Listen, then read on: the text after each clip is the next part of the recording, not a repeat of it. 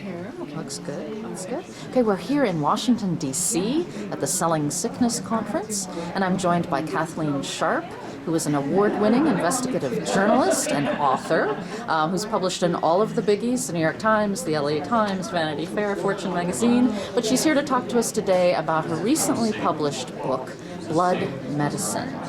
Kathleen, can you tell us a little bit about how the book came to be? Sure. Actually, this is a book I didn't want to do.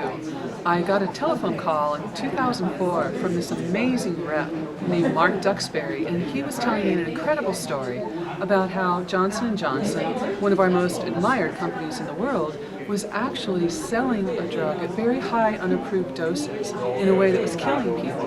And I thought, whoa, this is too incredible to be true.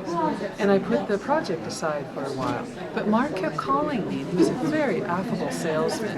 And I realized that every time he called, he was spoon-feeding me a little bit of Pharmacology 101. And after about 2.5 years, two things happened. One is that the FDA had this huge meeting here in Washington, D.C., where they announced that they were putting a black box warning on the drug. And the second thing is that the Department of Commerce, Energy and Commerce, was having hearings about how both Johnson & Johnson and Amgen had done very fast and loose marketing policies to get this drug up to one of the top reimbursed drugs in Medicare. And I thought, voila, you know, here I have this great national tale, something that affects all of us as consumers and taxpayers, and I can tell this story through the eyes of two award-winning salesmen.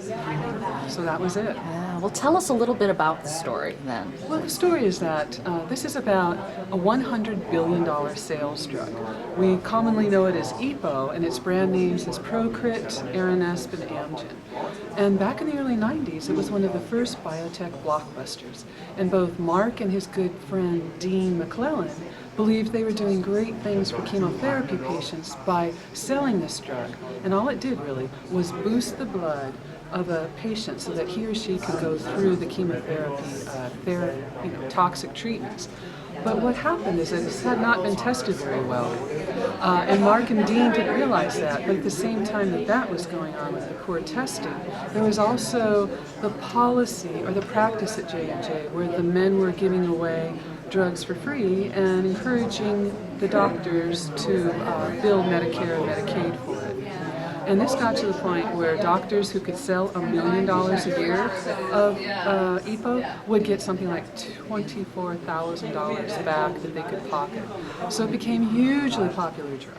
And all kinds of off-label marketing was happening, rebates, off-invoice discounts, and many different ways of fraud. And Mark began blowing the whistle in 2003. Wow, that's incredible. Yeah. Well, tell us a little bit now. The book is being made into a movie. That's right. Yeah, can you tell me sort of how that happened and what we can expect? Well, I wanted to write this book in a very John Grisham-like way because part of our agenda here at Selling Sickness is making sure that these very important stories get out into the broader consumer world. My brother's a longshoreman.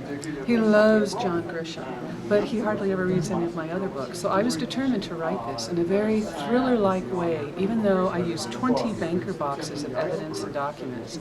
And the book was really accepted in a great way out, by a lot of readers, including Hollywood. And what happened was that in 2011 and 2012, I was contacted by a screenwriter by the name of Adam Cooper, who wrote Tower Heist, and he absolutely loved the book. New Regency then bought the options, and they're in production right now. And of course, as we know, New Regency is owned by 20th Century Fox. So we have Rupert Murdoch to thank for helping spread this incredible tale about selling sickness. Well, that's great. We can't wait to see it. Do you have any sense of when it might be hitting the cinemas? I know that they're very, very excited. Right now it's going out to directors, so we anticipate sometime in 2014, which is really very quickly for a book like this. Well, thank you so much for talking to us today about blood medicine. It's a pleasure. Thank you.